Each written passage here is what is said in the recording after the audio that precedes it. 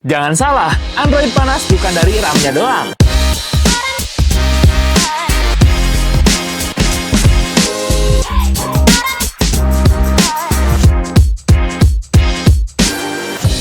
Pernah nggak sih kalian ngerasain kalau handphone kalian tuh lemot, patah-patah, pokoknya nggak enak banget dipakai. Dan setelah dicek di bagian RAM-nya itu masih kosong. Tapi sebenarnya masalahnya tuh bukan dari RAM-nya guys, tapi ada hal aneh yang bikin handphone kalian itu nge-lag. Kira-kira seaneh apa sih? Mari kita bahas. Bagian pertama, pengaruh di CPU. Banyak yang ngira kalau handphone yang nge-lag itu masalahnya dari RAM, padahal dari CPU juga bisa guys. Contohnya, CPU throttling karena kepanasan. Ada aplikasi background yang makan CPU tinggi. Dan juga ada game yang berat untuk chipset kalian. Bagian kedua, storage sudah mulai penuh atau sudah lemah. Nah, selain dari CPU, dari penyimpanan juga ngaruh guys, entah itu dari UFS atau eMMC. Nah, pengaruhnya, write speed-nya jadi lambat, uploading-nya lama, HP freeze saat buka galeri dan kamera, dan juga update aplikasi sering gagal. Bagian ketiga, bug setelah update sistem. Kadang setelah update Android bisa kemungkinan muncul bug, kayak animasi patah-patah, manajemen RAM kacau, dan juga CPU usage-nya tinggi. Solusinya kalian tunggu patch update selanjutnya, atau kalau perlu kalian bisa factory reset. Bagian keempat, aplikasi latar belakang yang bikin sistem berat. Kadang tanpa kalian ketahui ada aplikasi yang berjalan diam-diam. Nah, ini yang bikin handphone kalian itu terasa berat. Seperti tracking lokasi, sinkronisasi data, dan yang lainnya. Nah, biasanya aplikasinya itu media sosial, maps, toko online, dan antivirus abal-abal. Bagian kelima, animasi UI dan efek visual yang berat. Sebenarnya banyak banget guys launcher sekarang yang nyediain fitur kayak transisi 3 dimensi, blur background, dan always on display efek animasi. Nah, sebenarnya 4 hal yang tadi aku sebutkan itu bisa bikin handphone kalian itu jadi berat. Jadi untuk CPU dan GPU kalian bekerja terus-menerus guys. Otomatis handphone kalian jadi lemot. Bagian keenam,